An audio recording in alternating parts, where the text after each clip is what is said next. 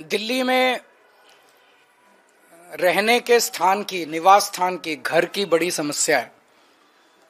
और खासकर गरीब आदमी के लिए किराए पे घर लेना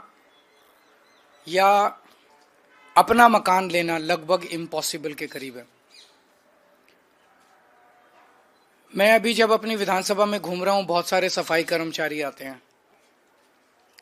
सफाई कर्मचारी जब रिटायर हो जाता है, जब तक रिटायर होता है तब तक तो उसे सरकारी निवास मिल जाता है, लेकिन जब रिटायर होता है तो वो लगभग सड़क पे आ जाता है। उसकी इतनी पेंशन नहीं होती कि उसमें वो किराए पे अलग घर ले सके, इतने पैसे नहीं होते, उसके पास सेविंग्स नहीं होती कि एक घर खरीद सके। मैंने कई ऐसे सफाई कर्मचारियों को देखा है जो रिटायरमेंट के बाद झुग्गी में अपना जीवन जीने के लिए, और झुग्गी भी आसान नहीं है बनानी, झुग्गी में अपना जीवन निर्वाह करने के लिए मजबूर हुए हैं। तो आज मैंने प्रधानमंत्री जी को एक खत लिखा है, उसकी एक कॉपी आप लोगों को दे रहे हैं कि दिल्ली के अंदर सरकारी कर्मचारियों के लिए योजना बनाई जाए, स्कीम बनाई जाए, जिसके तहत, क्योंकि दिल्ली में लैंड जो है वो केंद्र सरकार के अधीन आती है,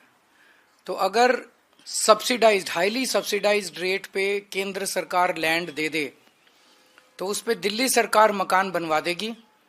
और आसान किश्तों के अंदर सरकारी कर्मचारी वो उसका पैसा भुगतान करके उसके मालिक बन सकते हैं, उन घरों के मालिक बन सकते हैं।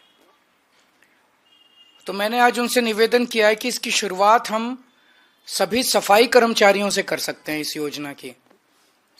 एनडीएमसी के सफाई कर्मचारी हैं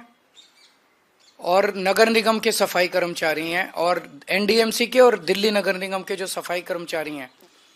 इन लोगों से इस योजना की शुरुआत की जाए, जिसके तहत केंद्र सरकार जमीन दे, दिल्ली सरकार उस पर घर बनवा दे और सभी सफाई कर्मचारी आखिरी के अपने कुछ सालों में अपनी तनख्वाह में से उसकी किश्तें कटवा के, और जब तक रिटायर हों तो रिटायरमेंट में उनके लिए एक सम्मानजनक जीवन जीने के लिए घर उन लोगों को मिल जाए।